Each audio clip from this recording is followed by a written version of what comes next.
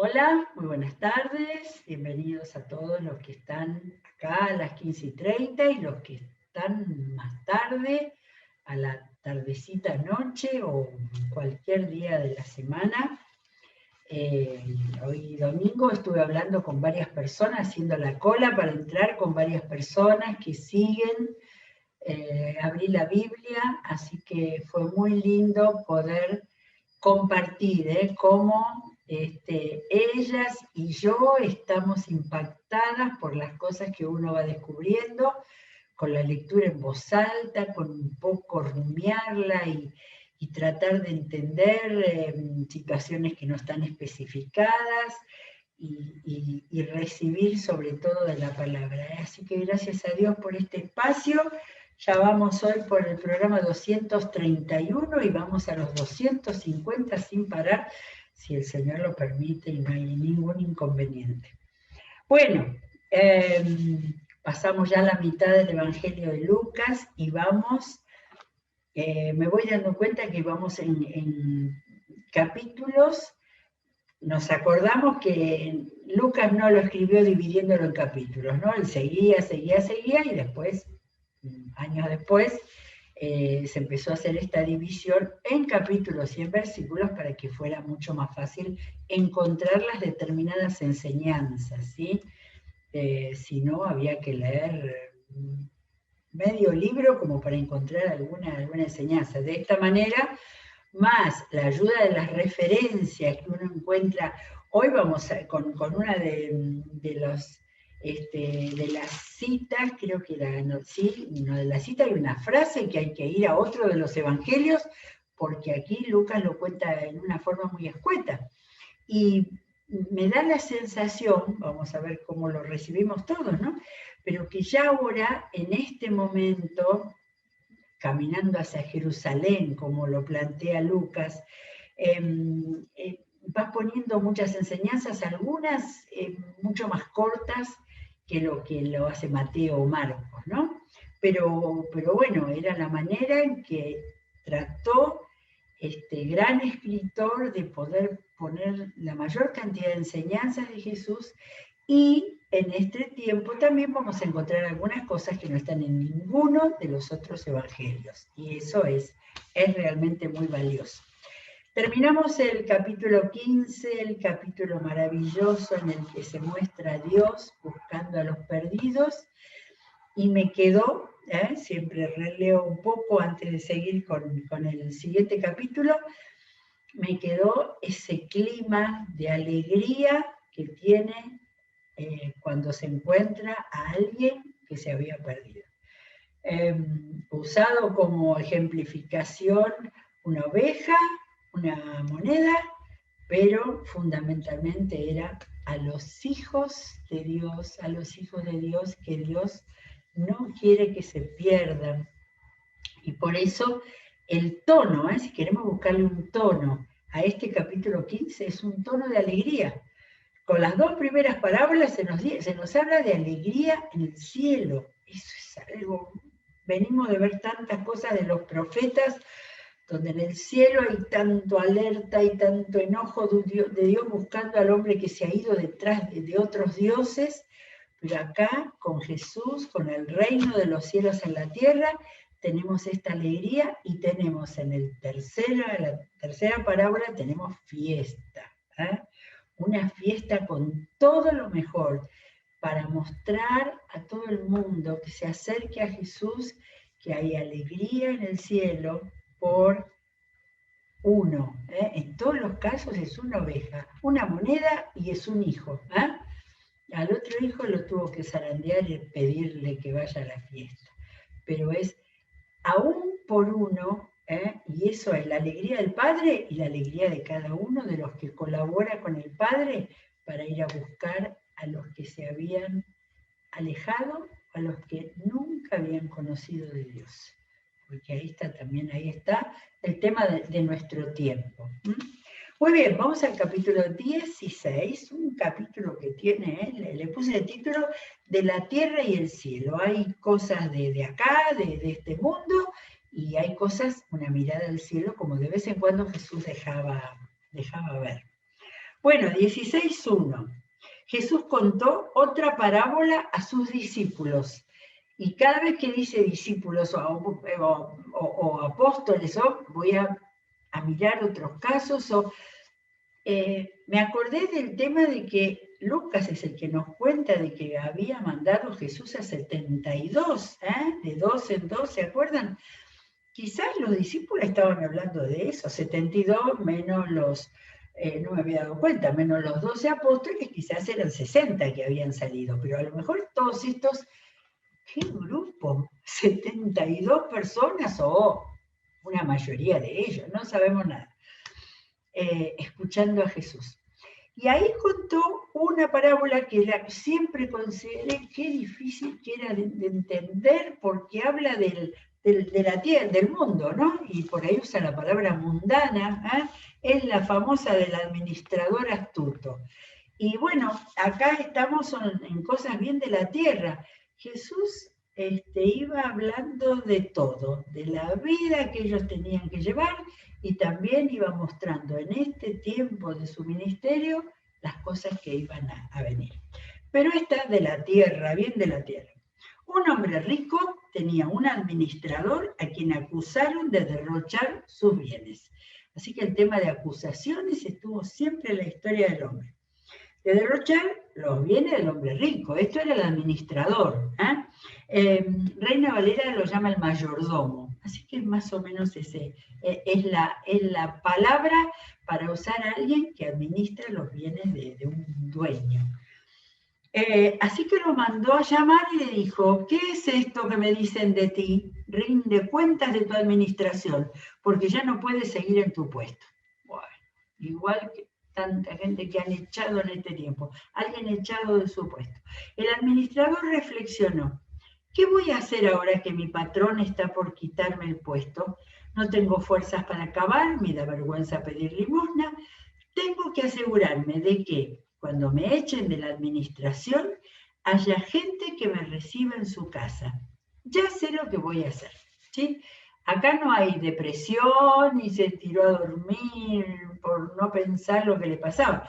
Acá Jesús está poniendo a la mirada de sus discípulos alguien que busca solución a su problema. Llamó entonces a cada uno de los que le debían algo a su patrón. Al primero le preguntó, ¿cuánto le debes a mi patrón? 100 barriles de aceite. Así que era un comerciante importante. El administrador le dijo, toma tu factura, siéntate enseguida y escribe 50. Luego preguntó al segundo, ¿y tú cuánto debes? 100 bultos de trigo, contestó. El administrador le dijo, toma tu factura y escribe 80.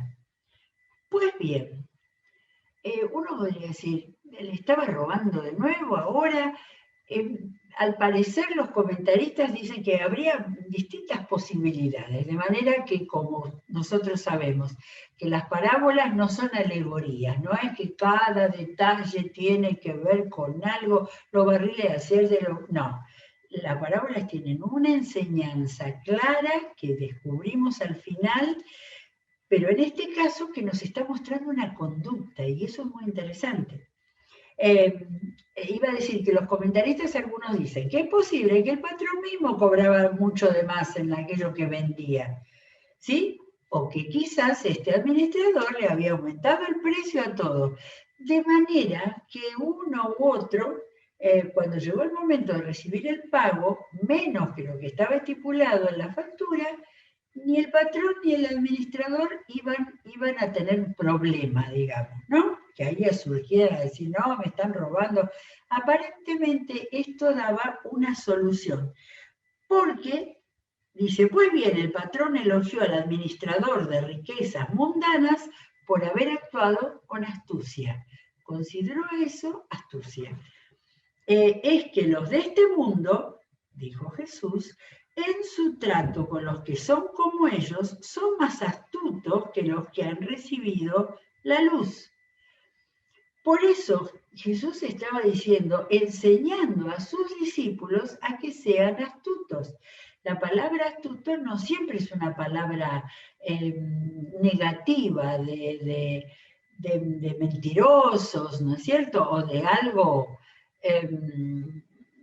o de algo negativo.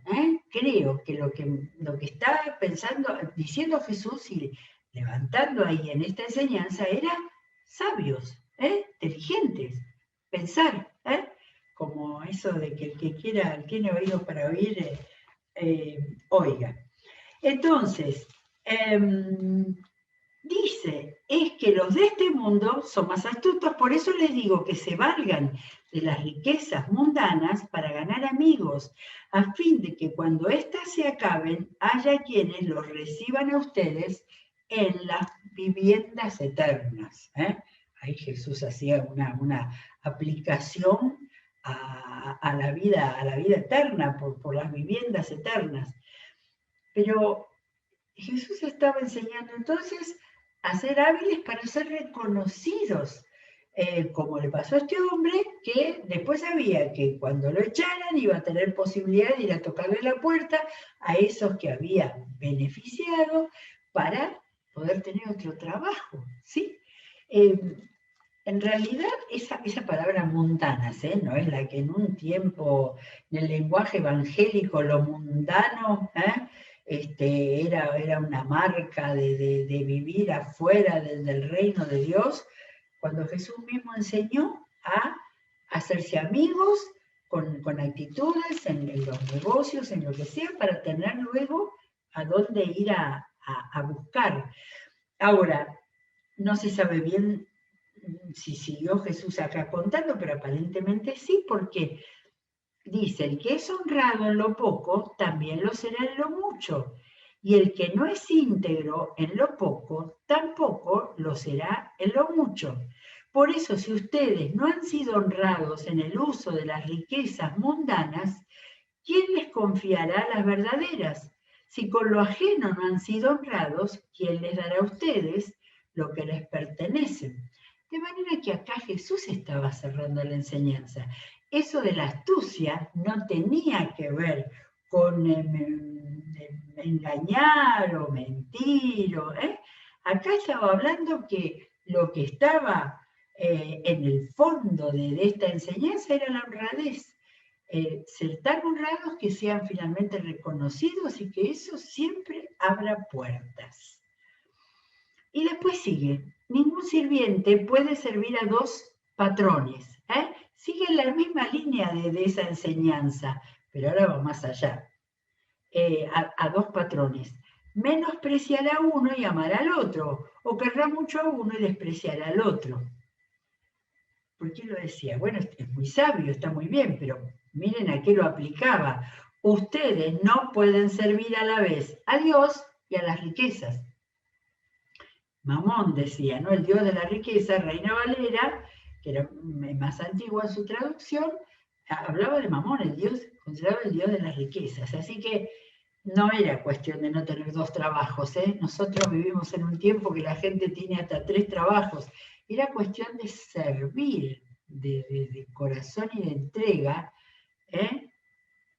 Y está hablando de Dios y de las riquezas. De manera que con esto, no cierra, te iba a decir que cierra la enseñanza, no, porque se metieron los fariseos. Oían todo esto los fariseos, así que no solo estaban los discípulos y a quienes les encantaba el dinero y se burlaban de Jesús. Entonces Jesús, acá sí cerró el tema. Ustedes se hacen los buenos ante la gente, pero Dios conoce los corazones.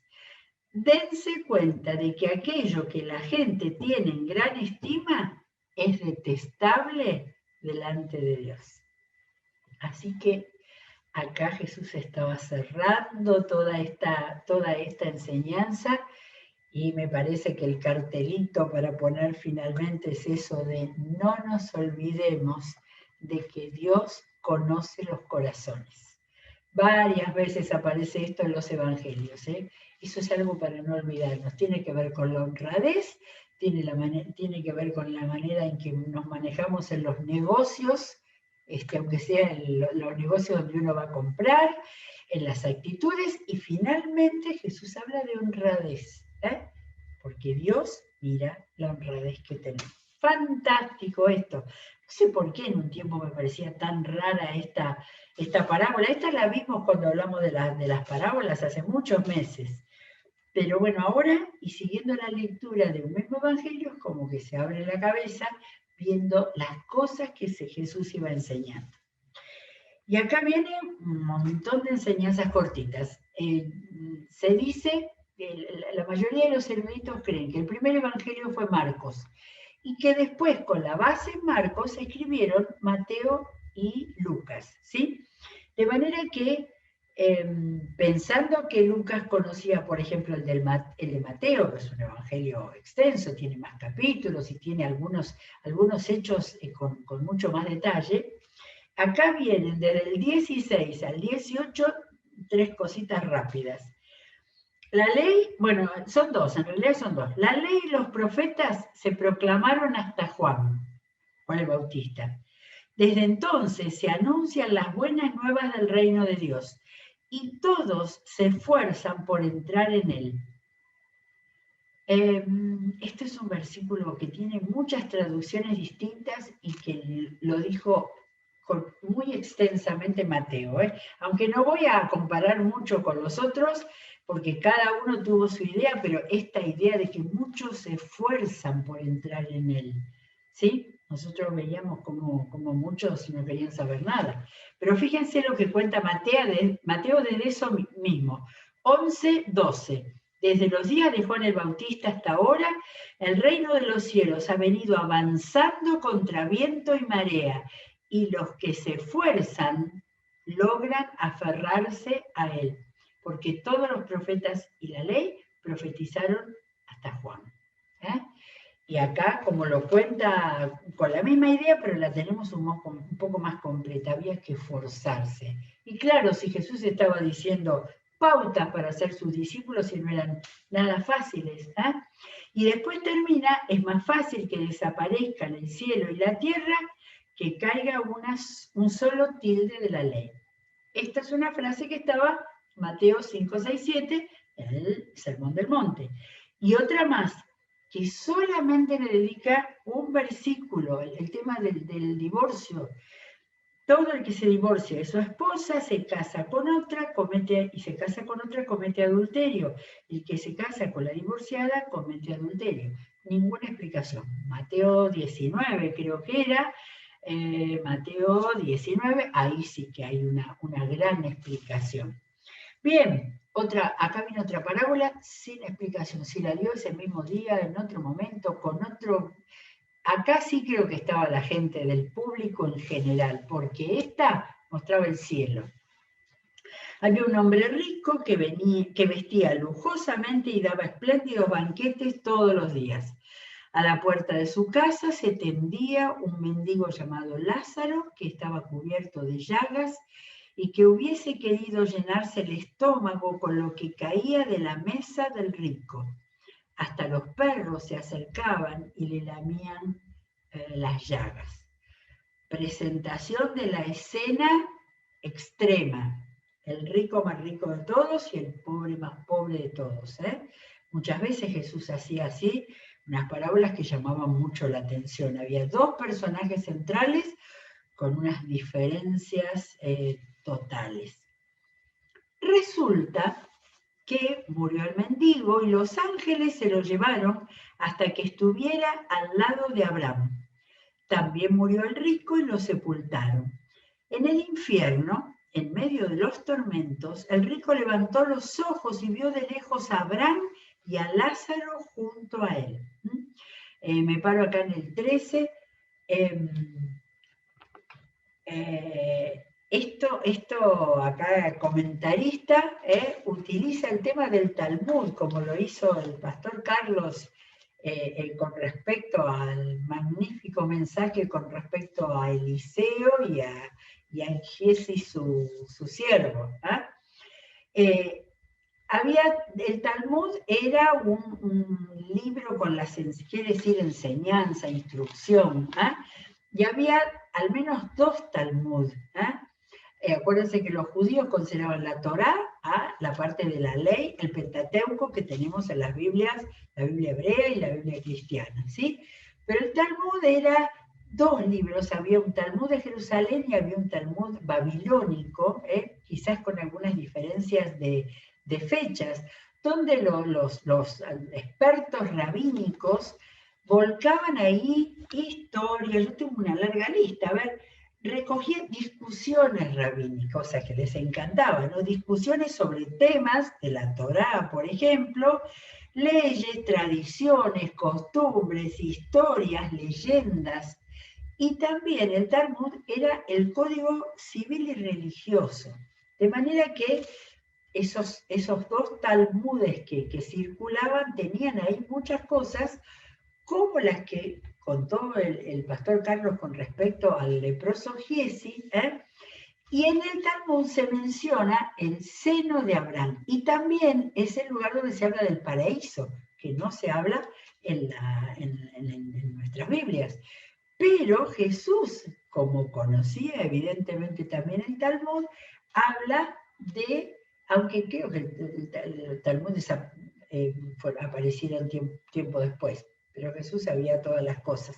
Y entonces esa frase, el seno de Abraham, era una frase, digamos, talmúdica para hablar de donde nosotros esperamos encontrar al Señor y a Jesucristo, ¿sí?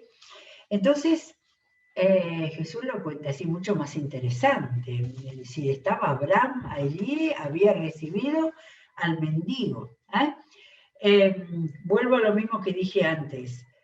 No son alegóricas las parábolas. No es que enseña que los ricos van al infierno y los pobres van al cielo. Es decir, acá hay una enseñanza que se viene más adelante. Cuando entonces alzó la voz, se puede gritar desde el infierno al cielo, acá lo que se habla es del Hades, ¿se acuerdan? La Gehenna, el lugar que en Jerusalén era donde se tiraba la basura, y que se la consideraba como el lugar de la perdición. Entonces, el rico levantó la voz, vio a Abraham y a Lázaro, alzó la voz y lo llamó. Padre Abraham, ten compasión de mí y manda a Lázaro que moje la punta del dedo en agua y me refresque la lengua, porque estoy sufriendo mucho en este fuego. Así que el poderoso llamando al pobre a que seguía siendo, no había cambiado al estar en el juicio. Estaba en el juicio eterno, no había cambiado, quería al pobre mandarlo.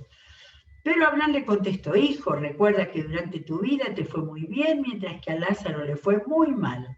Pero ahora a él le toca recibir consuelo aquí y a ti sufrir terriblemente. Además de eso, hay un gran abismo entre nosotros y ustedes, de modo que los que quieren pasar de aquí para allá no pueden, ni tampoco pueden los de allá para acá. Eso es un dato que nosotros sí podemos tomar de esta parábola, aunque de las parábolas no sale doctrina, pero Jesús contando que había separación entre el cielo y el infierno, ¿sí? Entre el lugar donde donde iban los justos y el lugar donde iban los que habían rechazado a Jesús. Y entonces el rico sí de esta parábola era persistente, él quería de todas maneras salir del tormento. Entonces te ruego, Padre, que mandes a Lázaro a la casa de mi padre para que advierta a mis 5 hermanos y no vengan ellos también a este lugar de tormento. De acá deducimos, ¿no? La presentación que hizo Jesús era alguien rico y ocupado en una gran vida de banquetes. Recién ahora se acordaba de que tenía 5 hermanos. En su vida nunca había atendido la parte espiritual, ni de él ni de su familia.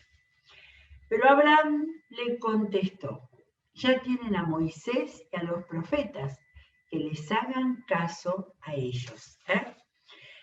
No hay duda de que no hay ninguna enseñanza que en la vida eterna Abraham va a ir a enseñar a nadie. Es Jesucristo el que está diciendo. ¿Y quiénes eran la ley? El Pentateuco. ¿Y quiénes eran los profetas? Toda la otra parte del Antiguo Testamento. Les está diciendo, está la Biblia. y acá sí que está, acá se está abriendo la enseñanza, ¿sí? Antes que las personas mueran, tienen que conocer la Biblia. Eso me habla a mí. Me habla a mí, de la gente con la que estoy en contacto y que tengo que hacer que llegue la palabra de Dios. Generalmente comienzo, te hablo de algo personal, comienzo una conversación espiritual preguntando si alguien tiene si conoce la Biblia, si la tiene en su casa, porque mucha gente la tiene ahí arrumbrada, ¿no? Y en otros casos he prometido, digo, bueno, te voy a regalar una Biblia en lenguaje actual para que la tengas. Tengo un par todavía de deudas que no las cumplí, así que confieso públicamente. Llevemos la palabra. Sigue siendo, miren, en todas las encuestas sale como que la Biblia es el libro más vendido en el mundo, ¿sí? Pero creo que también es el libro que está más guardado en el mundo. Y creo también, y lo creemos los que conocemos la palabra, es que no es fácil, que muchas personas han entrado por el Génesis y se quedaron atrancados en el libro de Levítico, y después lo dejaron. De manera que el regalo de una Biblia, la entrega de una Biblia, tiene que ir con ofrecerse a la enseñanza. Ofrecerse a, podemos charlarla, te puedo mostrar por dónde empezar a leerla, ¿está? Para que ninguno de nuestros familiares, conocidos, puedan llegar a la vida eterna sin Dios, no conociendo la palabra. Y acá la enseñanza que tenemos es que Abraham, o Dios, está diciendo, no hay nada que hacer. Tienen la palabra, está escrita, y la palabra está abierta. Gracias a Dios, vivimos en un país donde se puede comprar la Biblia en miles de lugares, y montones de traducciones diferentes. Muy bien. Y entonces ahora el rico sigue peleando. Ojalá hubiera peleado en vivo, en Bogotá vivo. No les harán caso, padre Abraham, en cambio, si se les presentara uno de entre los muertos, por ejemplo Lázaro, entonces sí se arrepentirían. Abraham le dijo, si no les hacen caso a Moisés y a los profetas, tampoco se convencerán aunque alguien se levante de entre los muertos. Enseñanza clarísima, clarísima, con tanto lujo de detalles, para entender que no hay conexión entre el cielo y la perdición, de que no se puede hacer nada una vez que la persona se ha muerto, y que está la Biblia por todos lados, gracias a Dios, para que la gente pueda leerlo y encontrar la historia de Jesucristo y la salvación en Jesús. Y acá se terminó el capítulo 16, nos alcanzó hoy el tiempo justito como para que leyéramos un capítulo entero. Así que mañana seguimos con el 17. Tenemos excelente programación, tenemos odres en el día de hoy y seguiremos disfrutando de la palabra. Será hasta mañana si Dios quiere.